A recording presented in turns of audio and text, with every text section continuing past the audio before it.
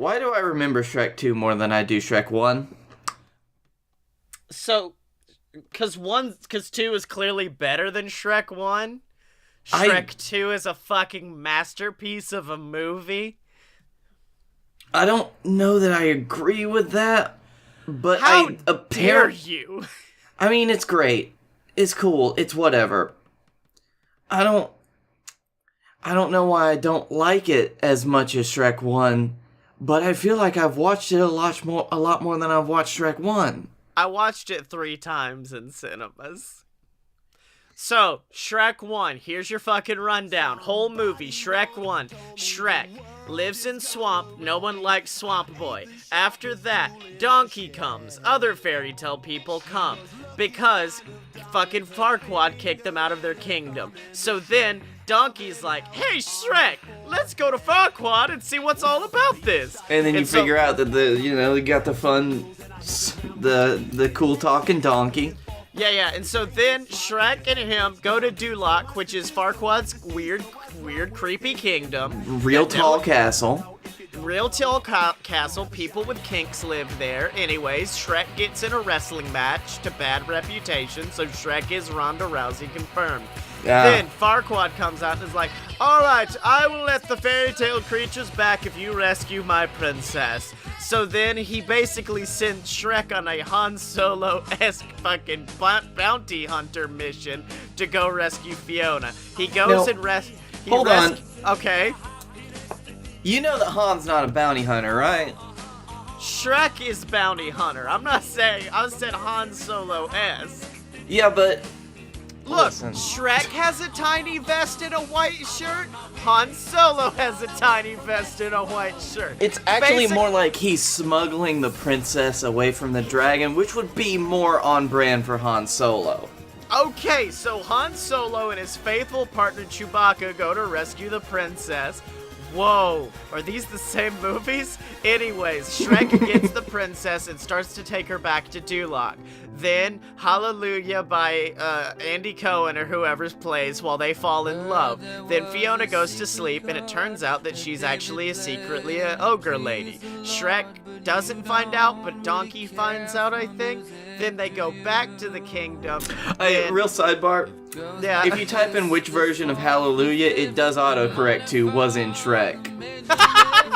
Okay, so after this, takes her back to the kingdom, and this is kind of where it falls apart for me. But I'm fairly sure he gives Fiona to Farquaad, and then she turns into a Shrek lady, I think. Mm-hmm. As Shrek is like, "Hey, stop the wedding!" He does object to the wedding, yes.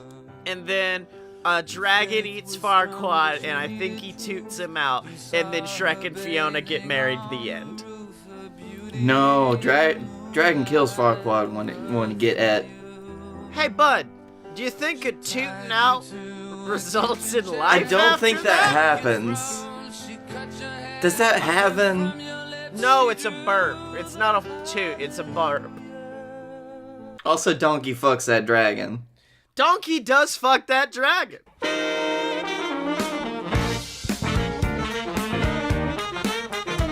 Whoa, ladies and gentlemen, boys and girls, children of all ages, it's time! It's time! For a load. I'm talking about a load. A load of BS! That's right, ladies and gentlemen, a load of BS, the greatest show on the planet, featuring the 2 best damn men of all time, and I'm talking about he, the B to the L-A-K-E, it's Blake Tanner! And bring in a new energy to the intro, that's the S. Scottye Moore, what you doing there, bud? I had a little burpsy caught in my throat, and I couldn't get it out. I was like, I can't burp during the intro, so I guess I'm just gonna bring the energy with me of trying not to burp. It was the equivalent. I thought that sentence was gonna begin. It was the worst thing I've ever heard in my life. It was up there. Now, I'm glad that it wasn't what I was originally thinking, and then it sounded like, this sounds like the person who's trying to, like, keep their upchuck down. Oh yeah, no. I'm not there yet. So how was your week, Blakey T? It was great. The end. Yes. I did the thing where we hung out. We talk about that. Yeah, we're definitely gonna get into that a little bit after. I ate at the best Chinese buffet in this ever, called King Buffett. King Buffett? King Buffett. That's what I call Jimmy. It's actually King Buffett's throne. King Buffett's throne. No, it's a Chinese buffet, and they have probably some of the biggest selection I've seen for a Chinese buffet, including whole tiny octopuses. What? You want a whole tiny octopus that's about that big? I don't want that. You want a tiny octopus? You want to crunch into that octopus? I don't want that. Because you're not going to be crunching into it because it's very rubbery.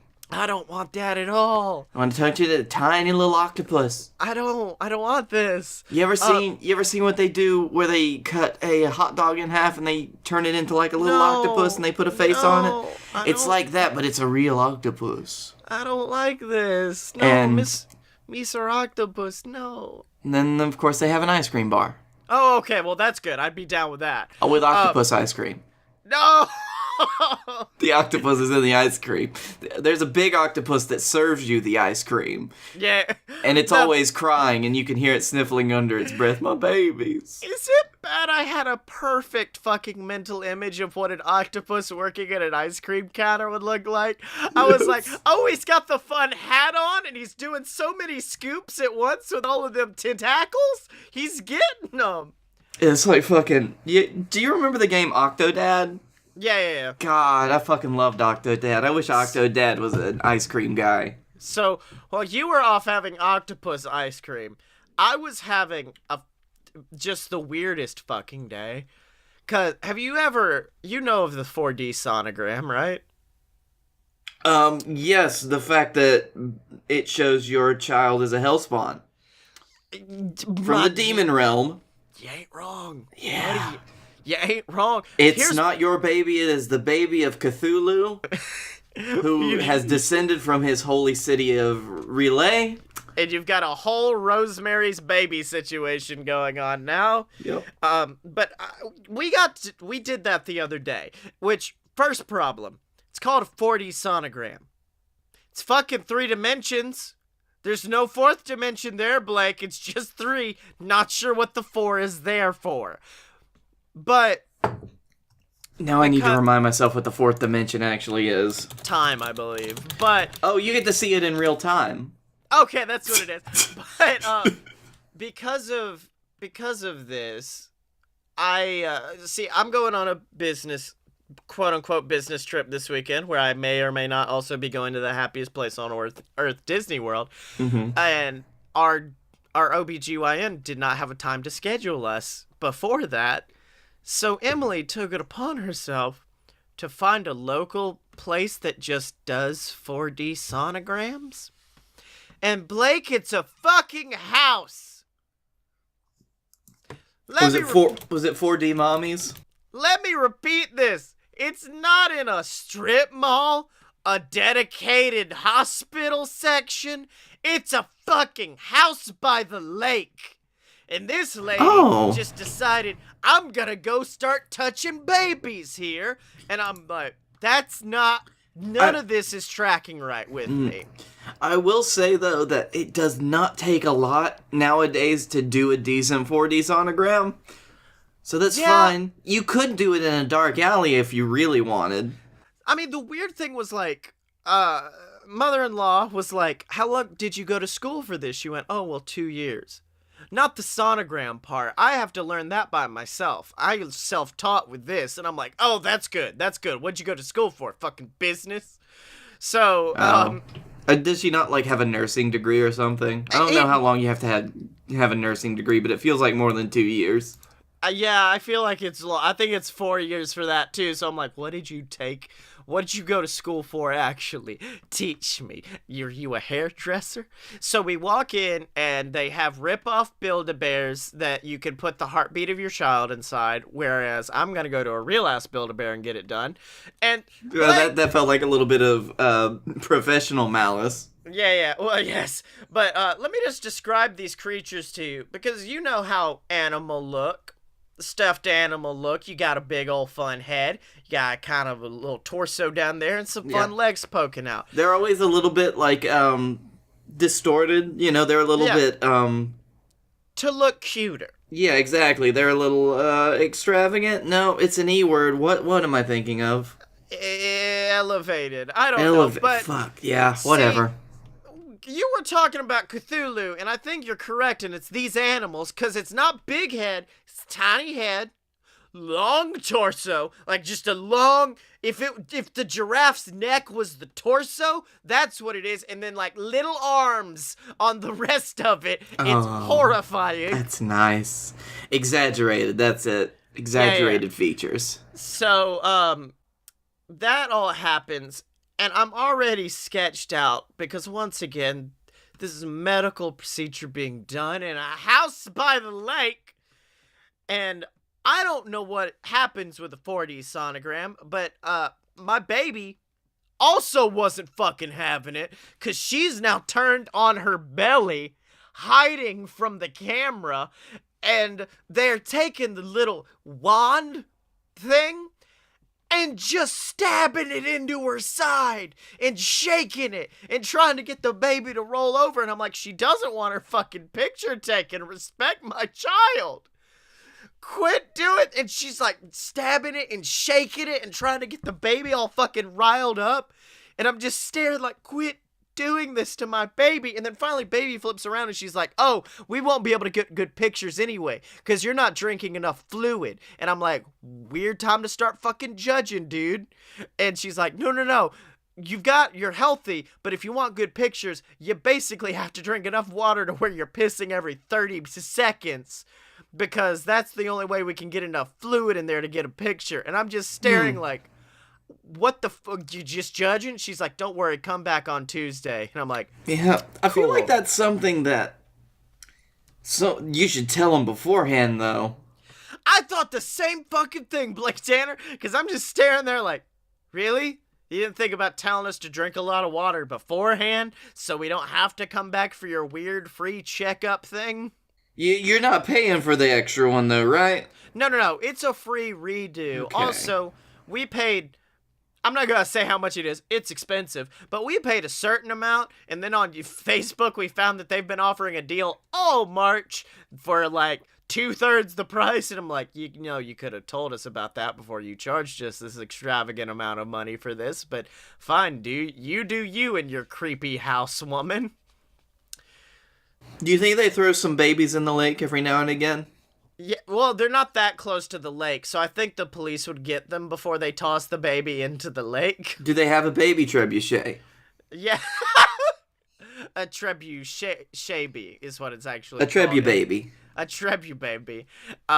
So that happened, and also, as you mentioned, we did just a good old fashioned BS hangout where all of our fans got together with us. Yeah, all of our hung out with us, and we went to go see an awesome improv show. Before the show, we were debating about doing this as a thing that was awesome, but instead, I think we should just say now, Birmingham Improv Theater is fucking awesome. Like, we went, our friend Ty is in Positively Funny, which is their kind of host improv group. He's also one of the founders of that theater that just opened, so if you're out there, it's really cool. You need to go. Has the episode where he's co-hosted on Fun Fiction? Fiction. He was on Fun Fiction a few weeks back on the Order of the Phoenix episode because he knows so much about Harry Potter. But we went to that. Yep. They have a podcast studio set up there, and I'm like, I judged the whole time. I'm just staring at it like, I don't know, those mics could probably be fucking better. Oh, well, I mean, I think you've got a little bit of padding on the wall, but you could use more. The door's a real weak spot. Like, I'm just judging so hard. Oh, you're using Mac. Okay, I see how that fucking is. Anyways. Hey, don't sleep on Mac as like your mixing software, baby. Yeah, It's sorry. great for all of your hardware needs if you're doing big old projects and you don't like it when they crash. The only Mac I need in my life is Justin Long from the Mac and PC commercials. But, so we hung out. We had a good time at that show. I got to use Ty as a puppet. You did get to use Ty as a puppet, and let me tell you something. That was an embarrassing moment for me personally during the show. Oh, you mean when the host embarrassed you? So here's what happened. I looked at Blake as we were outside during intermission, and I said, hey, if they ever need two people, we should go up together, you know, BFFs doing things together, at which point you respond with... Was it no? It wasn't no, it was just a matter of, oh yeah, you could start going up there, but as soon as you turn around, you'll see me firmly planted in my seat. And I'm like, buddy, come on, no, it'll be fun. Cut to... they call for two people. I reach for your hand, which, by the way, was awkwardly close to your dick, and I felt real weird after that. And then they pointed right at you and said, come up here. And I went, wait a minute. I'm gonna be the one left out. Blake's gonna be the one in the spotlight. Oh no! And I look at this host who has been doing a phenomenal job. He was probably one of my favorite cast members they had that wasn't named Ty. And I said, I don't know what went through my mind. Because I could have easily held up my head and said, I volunteer. Instead, I said... No. You said something different. I said, that's my best friend. No, you said, I'm his best friend. I'm his best friend. Like an alcoholic at a Leonard Skinner concert. I'm his best friend. And he just looks at me and goes, he's your best friend? Cool. Anyways, this person over here, come up. And I went, oh, that guy hates me now. No. And I spent half the time enjoying the sketch and the other half just kind of worrying about getting judged by that guy so hard. I was like, I thought me and him could be friends, but no, not anymore, because he's my best friend. Fuck. That's, fuck. Fuck. It was a good show, though. I really enjoyed it. As a child, I didn't have many embarrassing moments, and I'm really racking them up as an adult, I think. So, what you're saying is you don't have those moments where you go back, like, to 2nd or 3rd grade where you remember that one embarrassing thing, but now you're just going back to last week when that happened. Yeah, I'm like back when I went to Universal, and I told Noelle Foley, hey, the Foley family's all here! That weird shit. Yeah, that's what I remember now. Oh, buddy. Yeah, but I want to look forward to the future. And by the future, I mean the past. And by the past, I mean February in the BS catalog. Because, Blake, I've come up with an idea. Because now we're kind of a brainstorming show, and we each kind of come with ideas each week. I like the idea that if we want, at the beginning of each month, we can look at the previous month and all those ideas and flesh it out a little more. This is because you had a very intense brainstorming day about... Which is another way of saying I had a very slow day at work. But I'd like to present to you Game of Beef Redux, our fast food Game of Thrones show. Mm-hmm. Which I think has been one of my favorite things we've played around with since the reboot. So, I made a fucking burger family tree, and I've made a timeline of the 100 years BW, and I won't explain what BW means yet. So, firstly, let me take you through the family tree. There is the Burger King, who was originally married to Lady McDonald, and those two together, of course, had Wendy and Ron McDonald, who, of course, took his mother's name because his father hated him. Mm-hmm. Cut to 100 BW. The death of Queen McDonald. The king is horribly sad about this, and then And 90 BW, 10 years later, the king remarries, and this is where the Burger King marries the Dairy Queen. Mm-hmm. And over the next, over the next 15 years, they have twins. Those are named Steak and Shake. And then... Yep. Beef, beef, beef, beef, beef, beef, beef, beef, beef, beef, beef. Keep going. Beef, beef, beef, beef, beef, in 75 BW, we get the birth of Jack in the Box. Cut to 10 years later, the first fast food war. During this war, Ron McDonald betrays his father, slaying him, trying to take back his throne. By the way, when the king remarried, Ronald completely defected and formed his own alliance. Ronald kills the king, but then Ronald is killed by Jack's hand, and the Dairy Queen rises after her son helps her take the throne. So now Jack's not even really in power yet. Also, at some point, I know Game of Thrones has some weird incest shit in it, so Steak and Shake are involved in a triple threat relationship with Sonic, and they have, Sonic has a baby with Steak and a baby with Shake. The really funny bit from this is it's not Sonic the fast food brand, it is the Blue Hedgehog. No, I had to have it be the fast food brand because... No, pregnant Sonic, you already got it there. Right. They each have a baby. One is named is Arya. One is named as Walter. They're known as the A&W siblings. Now back to normal timeline. At 60 BW, Wendy leads an assault against the queen, but she fails after her lover, Carlito, dies. And of course, Carlito is Carlito Joe Quiero, who is the human version of the Taco Bell dog. And... well, his family, of course, is known for being the purveyors of the ancient castle of the Taco Bell. Yeah. So, then Wendy fails in her mission, and then a few days later realizes, oh no, she can't fight anymore. Why's that? She's pregnant. Oh no, Wendy's pregnant. She can no longer battle. And then she, of course, gives birth to a child who she names after its father, Carlito. This is Carl's Jr. All right, okay, fine. I'm back in it. So that happens in 59 BW is the birth of Carl's Jr. In 55 BW, Jack betrays his mother, claiming the throne himself, and he marries a local woman, or a queen, or a princess from a neighboring kingdom, named Rachel John, who is, of course, heir to the Papa John kingdom. This now, which, by the way, this also now makes her name Rachel Burger, so people call her Arby's. So... you really thought about that one. Because she has the meat. So, let's see what happens next. At 40 BW, over the 15-year skip here, Jack in the Box and Arby's try to have a girl. That's all they've ever wanted is a daughter. They want a daughter. But it takes a while, which is why they then give birth to Five Guys.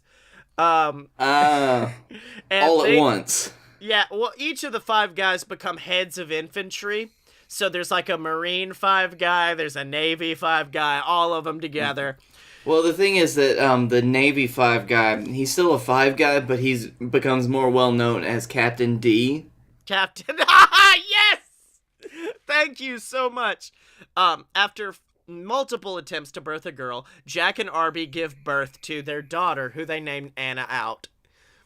So Anna Out's there, and then, I don't know who the soothsayers would be, but the soothsayers after, in 35 BW, so this is when Anna's 5 years old, Anna is banished after a prophecy declares her to be the end of Jack's reign as king.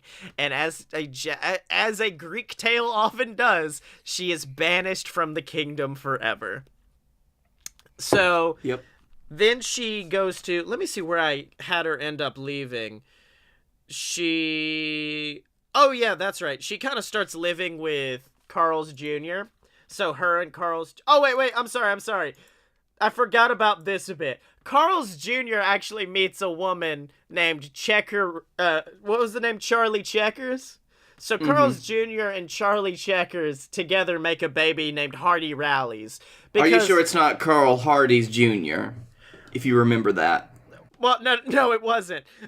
Because here's the thing. Carl's Jr. had to go undercover at some point as Hardy's. And Charlie Checkers understands that because he was also undercover as someone named Rallies. So they named their child Hardy Rallies after their time undercover. And so now we have the heir to the McDonald Kingdom and the heir to the Burger King Kingdom, Hardy Rallies and Anna Out. These are your new children here.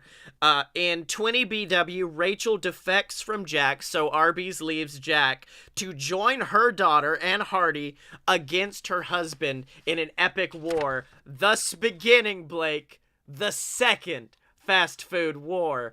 And during this happens around 10 BW, Jack slays Rachel and banishes everyone from their kingdom, where they go to live in Arby's old home of Pizzaville. So they are welcomed into open arms by the Papa John.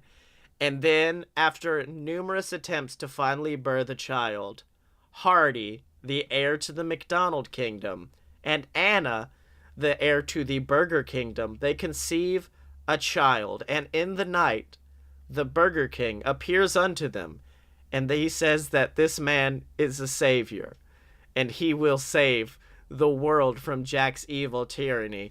And when the baby is born through possibly immaculate... I wanted it to be immaculate conception at first, but then I realized, like, wait a minute.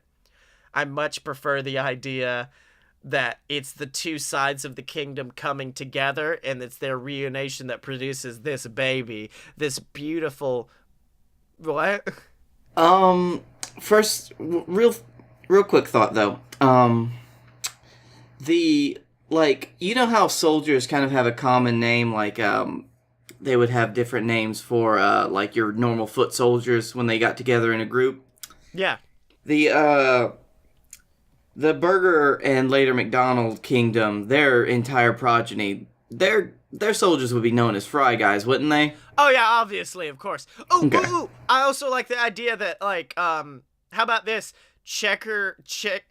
Carl's Jr.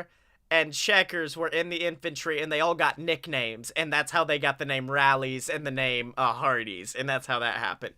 But okay. anyways, so the baby is born unto them, and in that day, three Fry Guys came upon them. Three Fries men, where it came upon this child who was laid in swaddling lettuce. They gave him gifts of ketchup, mustard, and mayonnaise. And then... I'm sorry, hold on. Okay. Ketchup, honey mustard, and chicken nugs. And chicken nuggets.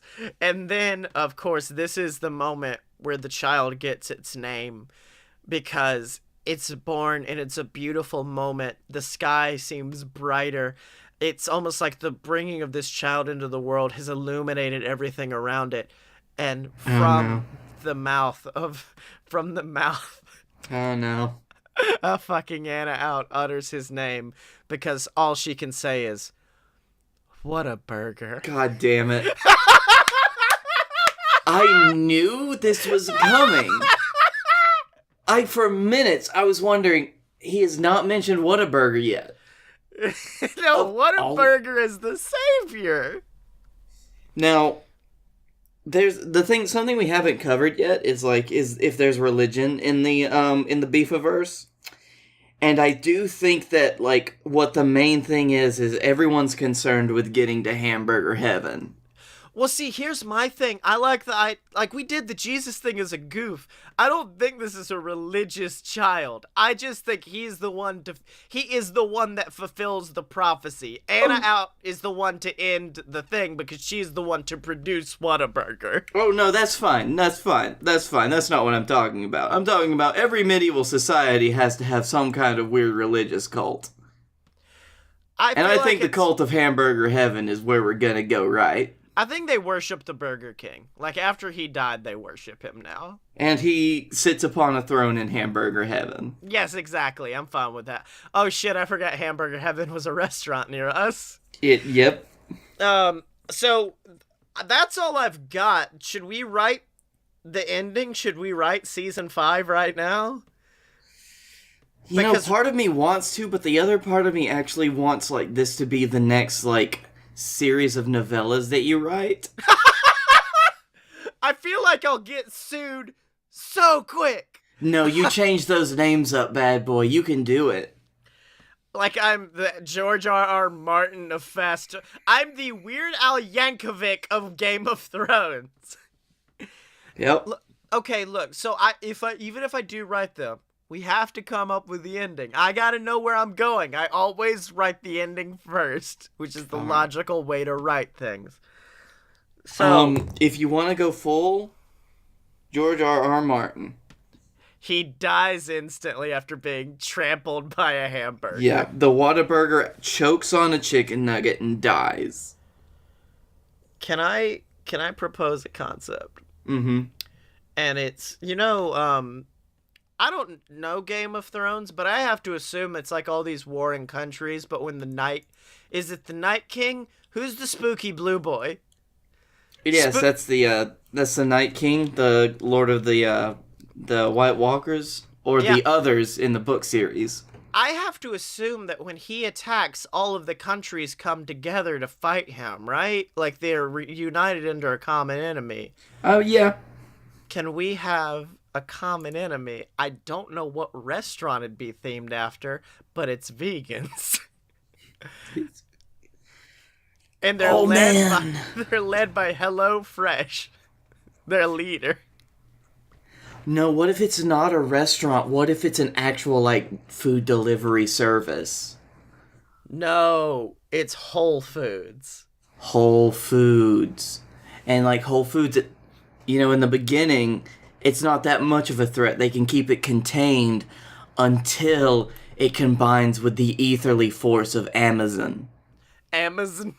Amazon. The Amazons is what you're The Amazons, yes. Vegans are coming. Oh no! So is there like a wall to keep out Whole Foods and the vegans, and it's just made of hamburgers? Yep, it's the meat wall. So basically, I almost like the idea that the Whataburger grows up the first 20 years, and he does not realize that he's the heir to a throne, and his parents don't want to tell him. Or do his parents die? Is it a Harry Potter situation? And he has to grow up on a pizza farm with his pizza uncle and his pizza aunt. Okay. Well, of course, his pizza uncle and pizza aunt, they're heirs to their own kingdom, which may come under threat later. So it's his job to unite the three kingdoms. Mm-hmm. Because I don't know what the third one is. Like tacos, maybe, but there's only like 4 of those I can name. Well, you got Sbarro's, Taco Bell, Del Taco. Hey, bud. No, Sbarro's is pizza, isn't it? Yes, it is. Thank you. What's the taco place that I'm thinking of? Taco Bell. I think Moe's could count. Could Moe's count as fast food? Moe's could count, but I do think that the Moe's family was overthrown by the Salsaritas. You damn fucking right it was. No, so like there's the Moe's family, Salsaritas, Taco Bell, Chipotle, who is like thinks he's the king, but he's really not. Yeah. Del Taco, of course. El Pollo Loco. So really, I think how do we get the third one in there? Because right now, he's obviously heir to the Pizza Kingdom through his aunt and uncle. Mm-hmm. And then he's already heir apparent to the Burger Kingdom because he's the only one left besides Jack because everyone else is dead. Yeah. So once Jack is out, he's king of that kingdom.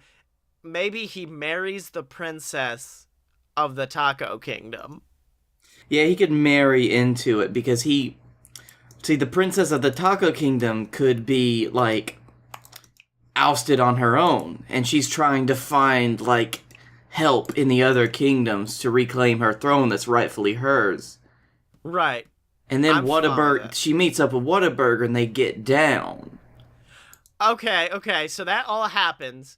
They all come together, and then the Pizza Kingdom and the Taco Kingdom come together behind him to lead an assault on the Burger Kingdom. Oh my god, Scottye, the princess has been ousted by her Uncle Mo after, like, her father's death. The princess's name, Salsa Rita. I was gonna say Della Taco, but okay, I like yours too, I guess. No, Salsa Rita. Okay, so Salsa Rita and Whataburger, and I guess he's gotta have like a pizza cousin, and the pizza cousin hangs out with him. And then they chill out with the Lord of the Pizza Huts for a while. Yeah. So all three of them lead an assault of the two kingdoms on the Burger Kingdom. They kill Jack. He takes his rightful place as king.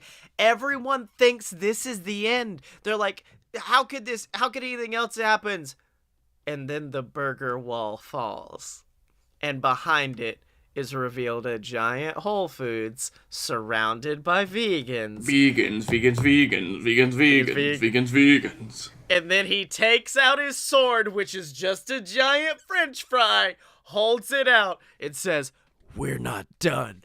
Boom! Season 6! Done! We've got it!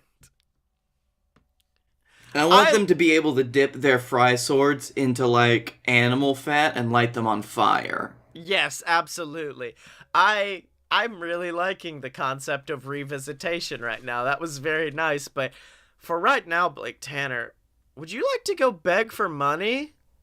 I guess we gotta pull into the shill station. Ding, ding!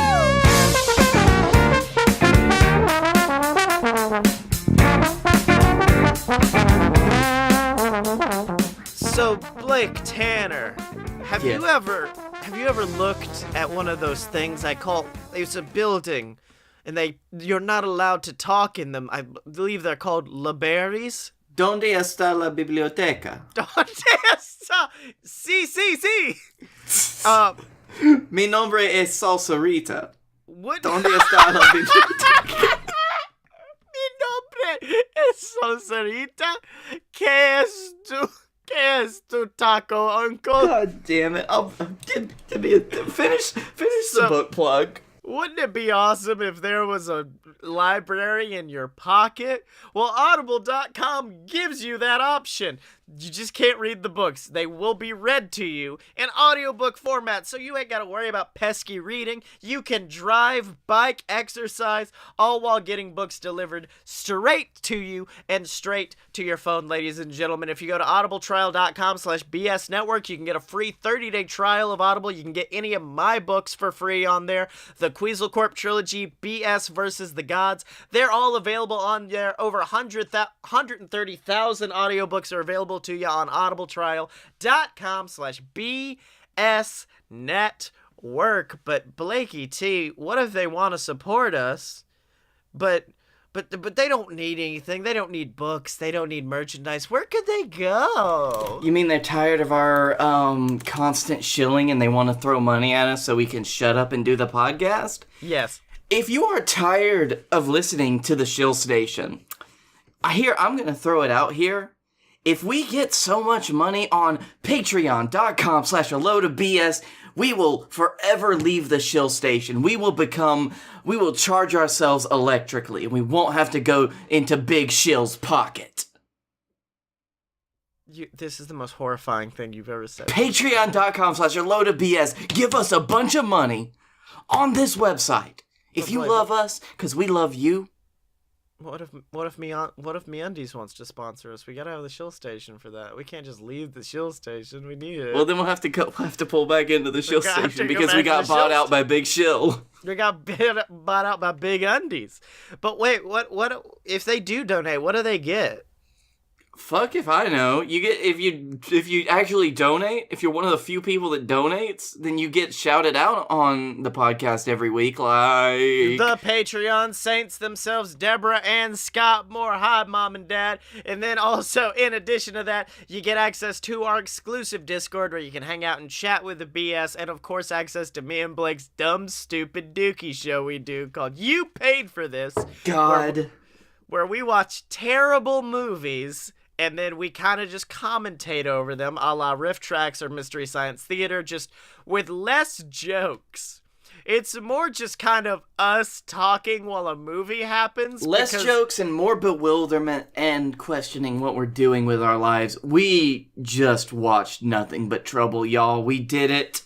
It's going to be the next episode. It should be out sometime next week for all of our patrons. We also did Larry the Cable Guy Health Inspector, so you'll get access to that.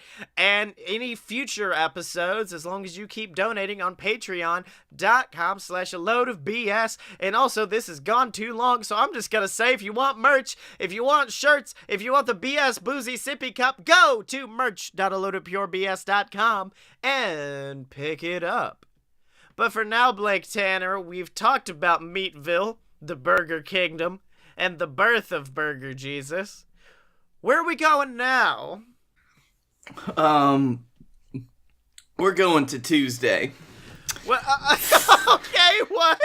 Fat Tuesday, baby. Oh, baby. I thought you were just going to be like, we're going to a restaurant. Because you did get this idea while we were at a Mexican restaurant and you were just chowing down on a jalapeno margarita. Yes, it was great. It gave me heartburn for 2 days. I'll bet it did. But as we were there, the restaurant had a holiday tree up and they had it all decked out for Mardi Gras. And I realized, in our almost 3 years of doing this podcast, we've never done a Mardi Gras themed thing at all. Maybe we have. I don't know. I'm not going to listen to the rest of the podcast. Have you ever celebrated Mardi Gras? Kind of. Like, I've gotten beads before because my grandparents were very much about, like, going to New Orleans for Mardi Gras and coming back with massive bags of beads. Like, too many beads to exist. The beads are great. Yeah. Have you ever eaten a king cake before? King cakes are great. I don't know anything about Mardi Gras.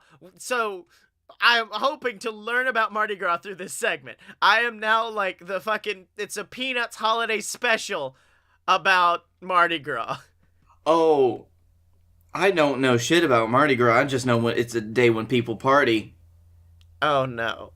And, like, now, actually, I do know a little bit. So, Mardi Gras is Fat Tuesday, which is the day before Ash Wednesday, which is a big Catholic thing. And I think, is Ash Wednesday the start of Lent? Yeah, it's the beginning of Lent, I believe, because it ends at Easter. Right. And the reason that Fat Tuesday is around is basically so you can get all the sin out before you get your ashes on Wednesday. Accurate, yes. That's when you just like, all right, I know what I'm gonna be abstaining from for the next fucking month. I gotta get it all out. Because I'm a human being. It's essentially like the purge for your carnal desires. Well, I don't know where this is going, but I'm definitely going to say a purge movie, but it's just Mardi Gras. Yep. I was thinking some kind of travel movie as well. Like, it's got to have a travel aspect. Like, someone wants to get somewhere for Mardi Gras. I'm down with that. But, so, also, just because I like to brag about the fact that I know French, Mardi means Tuesday and Gras means fat. So, there you go. It literally means Fat Tuesday. All right, there we go. So, real quick, though, because I just want to talk about the history of it. King cake is a cake associated in a number of countries with the Festival of Epiphany at the end of the Christmas season. In other places, it is associated with the pre-Lenten celebration of Mardi Gras / Carnival. Carnival is actually something that's different, but it's basically...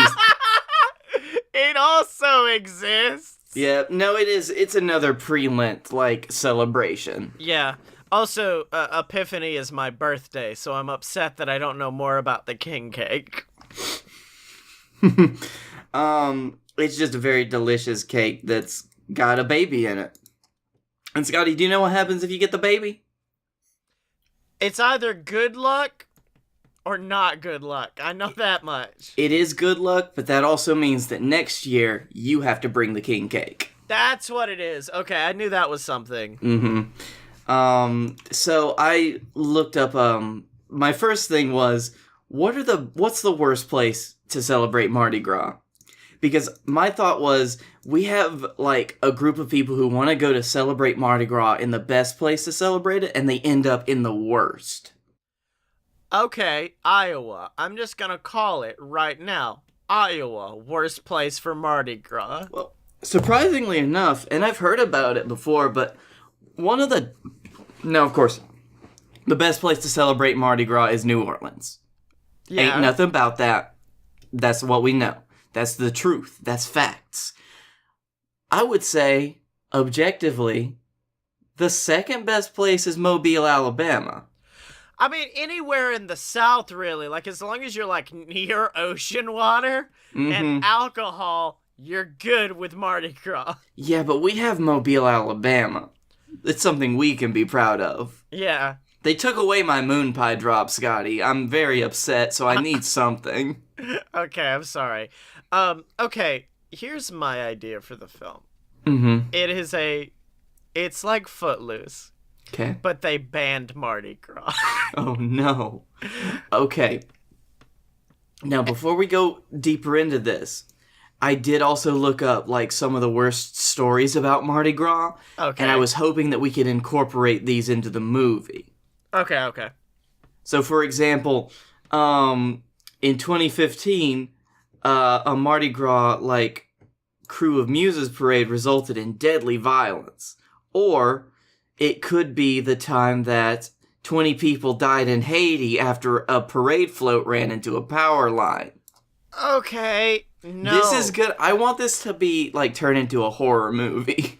Why would you do that?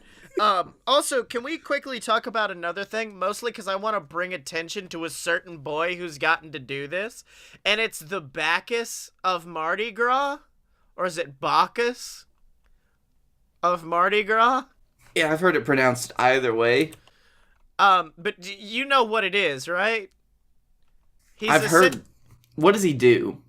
He's king... He's hot king shit, man! He is the king of Mardi Gras. I know why you're looking at this now, because I know who the king this year is. Now, see, but, like, yes, Jensen Ackles of Supernatural, a.k.a. my dad, is Bacchus this year. That's not who I want to bring attention to. Because, like, if you look at the outfit, it's like this grandiose kind of king outfit, right? I want you to look up Bacchus Mardi Gras and then just throw one name after that. And that name is Nicolas Cage. Oh. Because most people dress like the king. Nicolas Cage, however, he just dressed like Nicolas Cage on a Tuesday. He's dressed like Daredevil. He's like, yeah, let's do this. Oh my God, when was he? God, Jesus. He was 2002? Oh, yeah, that was a ways back. I found an article, a real article written by someone on the internet, and articles usually have to be important and information giving. All this article is Nicolas Cage says you should eat oysters at Cochon. That's it. That's the whole content of the article in one headline. Yeah, I think that's all that that's all that Nick could be good for. So, I think we found our leading man. Hold on. One of my favorite things about this is, so the 2004 king of Mardi Gras was Elijah Wood. Yes. The 2005 king was Sean Astin. Yeah. That's That's a beautiful combo right there. That just means if they're gonna keep this up, that means next year we're gonna get Jared Padalecki as Bacchus. I can't wait. So wait, we would have to flip a coin to see which one of us would be king first. Oh no, I'll let you be king first. I'm fine with that. That means I get to know what I have to run up and beat the next year. Although I'm just gonna call up Nick and be like, Nick, it's your boy. Where's that Bacchus outfit at? Get at me. But as I was saying, I would just have Jensen Ackles at my side all the time then. As I was saying, I think we found the lead for our Mardi Gras fucking Footloose film, and it's Nicolas Cage in that outfit, except he has to have a bad Louisiana accent, and he's also a voodoo man. Okay, counting the number of movies that Nicolas Cage has done in New Orleans and or Mobile, Alabama, I think he can do that. Yeah, he's gonna be, what do we have a name for him? Groovy Tubes? No, Nicolas Cage. No. They call me Groovy Tubes. That's my name when I'm Bacchus Groovy Tubes. I think this just needs to be a documentary of, let's say, an embellished documentary of Nicolas Cage's time as the king of Mardi Gras. And, okay, so what it is the float he's on does not stop going. It's fucking, what was the movie where if the bus got below a certain speed it would explode? God. It's that, but with the float Nicolas Cage is on. You mean Speed? It's Speed with Nicolas Cage as Bacchus on a Mardi Gras float, except it can only go below like 20 miles per hour, because otherwise they'd be tearing people apart in this float. Oh my god, but that would be great, wouldn't it? So, they start driving, and they don't stop until they end up in Random City, Iowa, where the bomb, I guess, doesn't explode, like the bomb falls off. Well, they find out from the bomb maker that it can only work in a party city. Well, no, it can only work within a certain radius. So now that they're outside of the radius, it no longer works. The float breaks down, and now Nicolas Cage has to bring Mardi Gras fun to a small Iowa town, where he meets a young girl named Margaret Gras. Who they call Mardi Gras, and Margie has always wanted to celebrate Mardi Gras, but due to the people in her town, she's not allowed to. When did this turn into a Hallmark Christmas movie? The minute that Margie came in. And then they fall in love. And Nicolas Cage goes to jail because Margie's like 14. Oh yeah, if this is Hallmark, there has to be a huge difference in age between leading man and leading woman. A creepy difference. Yep. And, okay, that's it. So why is Mardi Gras banned in this town, do you think? I think that it's just because, like, whoever's controlling this town doesn't want them to have too much fun. Can I add a different take on it?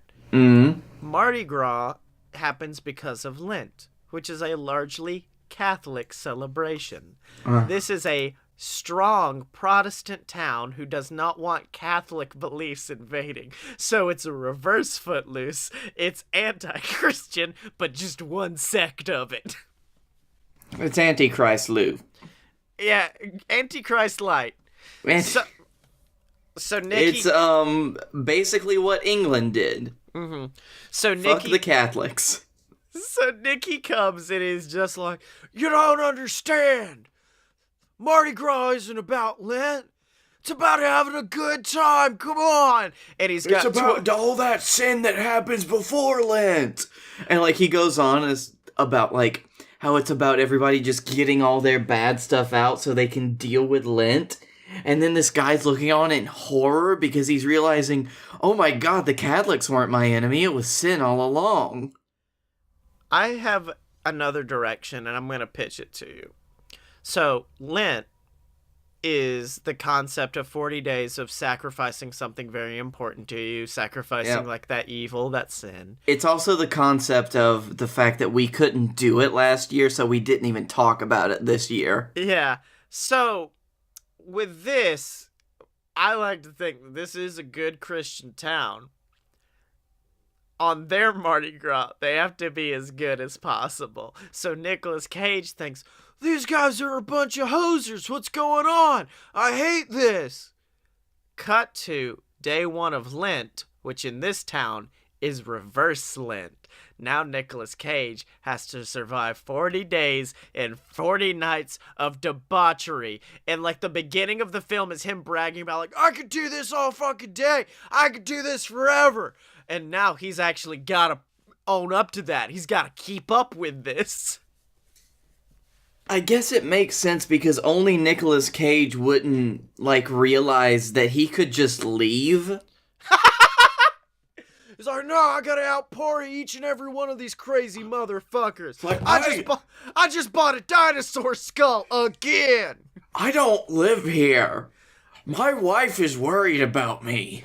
I don't care, I got 3 wives now. Fuck. This is the evil Nicolas Cage and the good Nicolas Cage on his shoulder arguing. No, there's just 2 Nicolas Cages at that point. This is where it's gonna go. Nicolas Cage creates a separate personality, and whenever they both interact with each other, it's just 2 Nicolas Cages in the room. It's just like Gollum. No. I like the idea that it's like multiplicity. And he's like, I'm all partied out, I can't keep going. What if I make multiple clones of myself to go and party in specific intervals throughout the day? And then he keeps making clones. And they keep getting worse and worse. And then, like, our Nicolas Cage, the one that we're following. Yeah. Like, he decides that he's gonna go home, but as he drives up to his house, his palatial estate, he sees the real original Nicolas Cage having dinner with his wife. And he knows that he's a clone. And then a tear rolls down his cheek as he drives his car off a cliff. No, and then it's a montage during the credits of multiple cherry red Ferraris going off of the edge of a cliff as multiple clones kill themselves. It's just the same footage over and over again. And then cut to Cage making dinner. He's like, feels like a part of me's dying. Every 5 seconds. And it's called Cage Prime, coming to Hallmark this summer. Oh, fuck. That one didn't have a lot. Okay, that one had a lot of legs, but none of them were where legs needed to go. It's like it had one coming out of the shoulder. It's like, it ain't running, but it's got legs. It's like we made one too many Cage clones. This was the Cronenberg Cage. It's just got 50 legs all around its body. Well, we did something. We made something. We found a Cage Prime at Mardi Gras. I'm glad that I got all of my Mardi Gras history in, though. I'm really happy that happened. Like, there are moments on this show where I'm like, I usually, if I come in with a pitch, I got an idea where it's gonna go. Now, when you brought to the table your Mardi Gras buddy travel movie, did you think we would get to the concept of multiple clones of Nicolas Cage killing themselves? No, but I'm happy I got there. I'm happy we got there. So, it's been a week, and after killing all these clones, I think we need to have a little bit of whoop-ah! Shot of positivity. So, Blake Tanner, what was awesome this week? I did this fucking twice in the last 7 days since we recorded, but Scotty, there's something that I discovered last year in 2018 that I've decided to make kind of the closest thing to a 2019 New Year's resolution that I could. Yeah. And that is every month to buy a new candle. To buy a new scented candle and burn that candle for a month. I was there for the first candle. You were.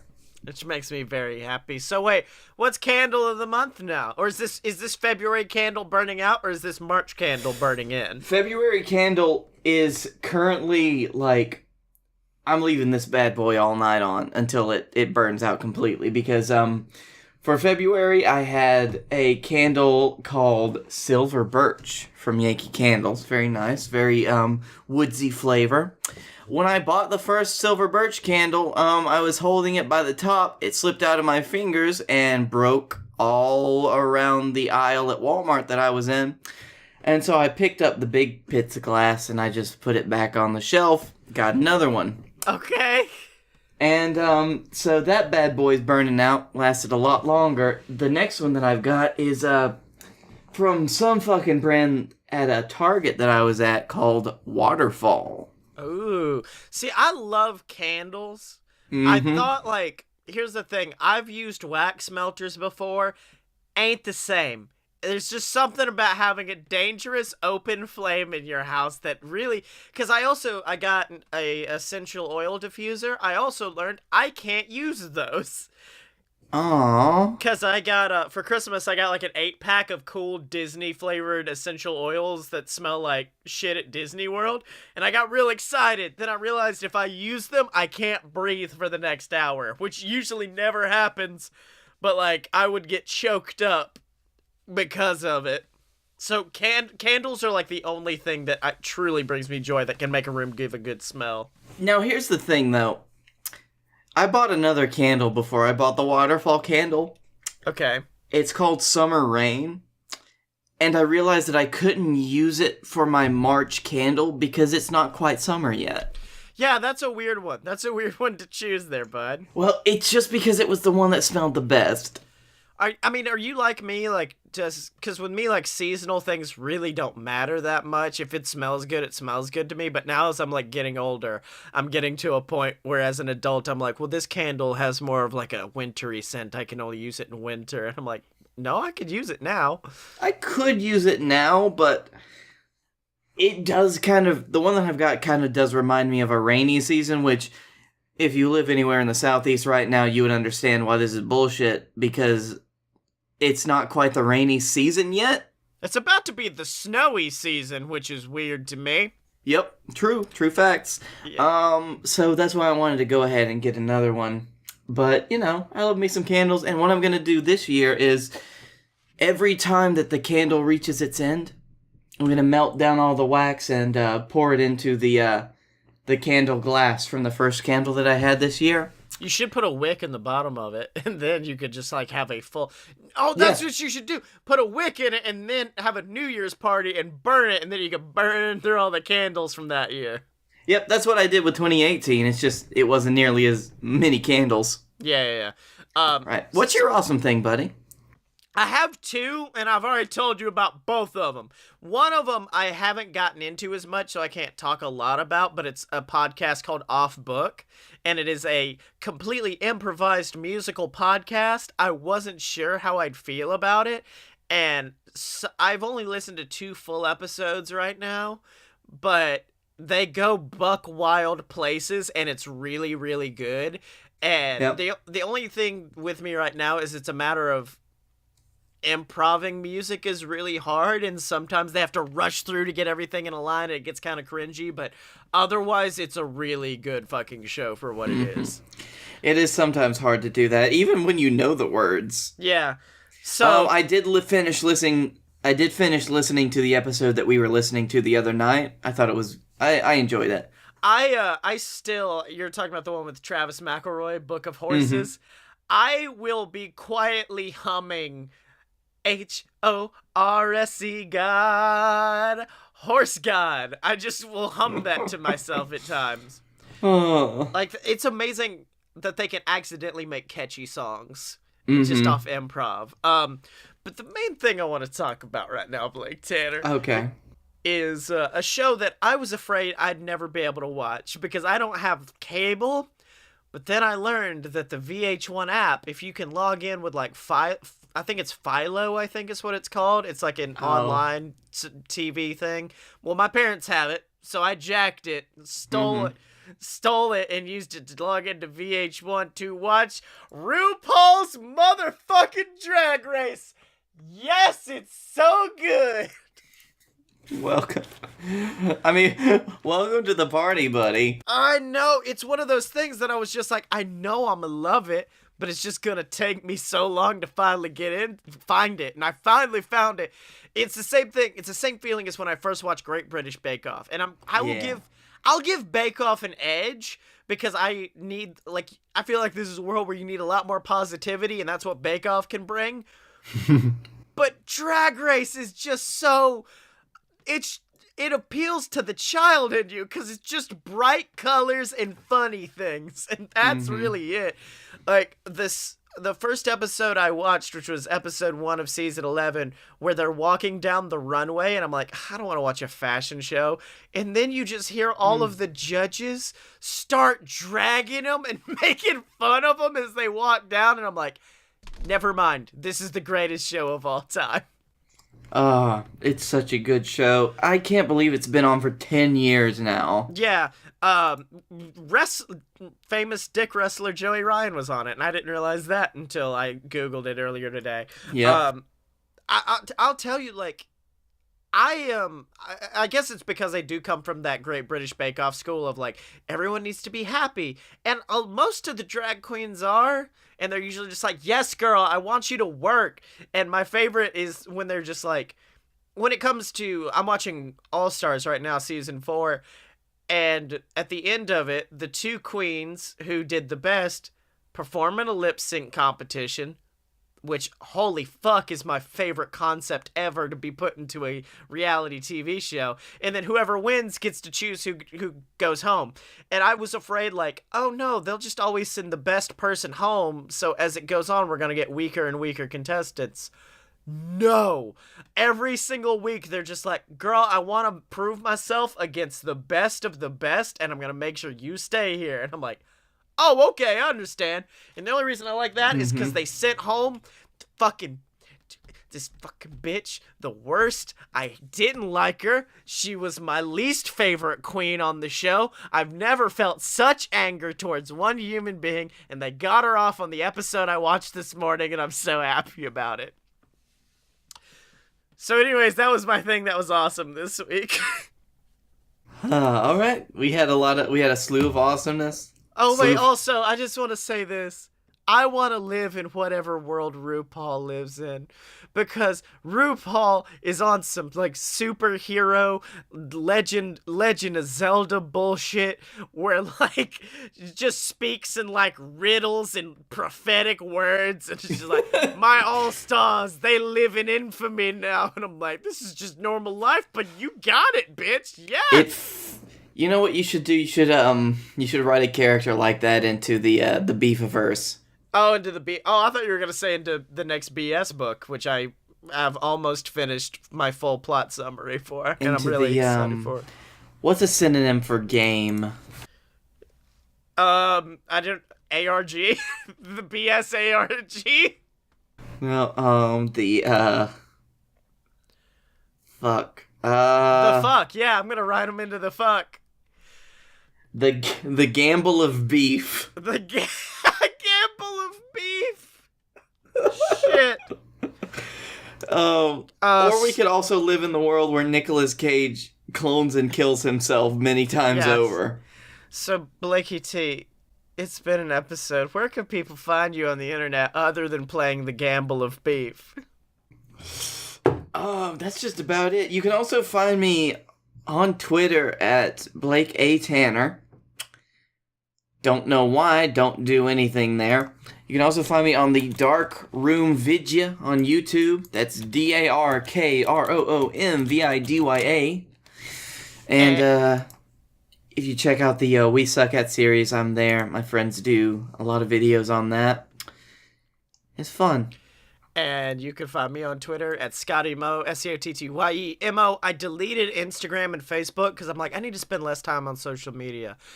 Fun fact, that didn't decrease my time on social media. It just increased my time on Twitter. So I've been tweeting a whole lot more. So follow me there. Check out all my books on Amazon, the Quetzalcoatl Trilogy, BS versus the Gods, ladies and gentlemen. And then, of course, remember to check out all the other shows online at aloadofpurebs.com. Whether that be fun fiction, whether it be opposite attractions, they're all up there for you to check out. All right. Special thanks to Tom McGuire and the Brass Holes for our theme song, our intro and outro music, Ric Flair, off of their first debuting album, Tom McGuire and the Brass Holes. That's right, it's the same name. And, of course, remember to support us either on Patreon by picking up some merch or just leave us a review on iTunes. We love getting feedback over there. Or please, please, please just subscribe to the YouTube channel if you've liked what you've seen today. Leave a comment on the video. Tell us what would your game of beef gamble of beef character be called? Let us know. And then, of course, remember to find Blake and me on Twitter at aloadofpurebs, accept no substitutes, and we will see you next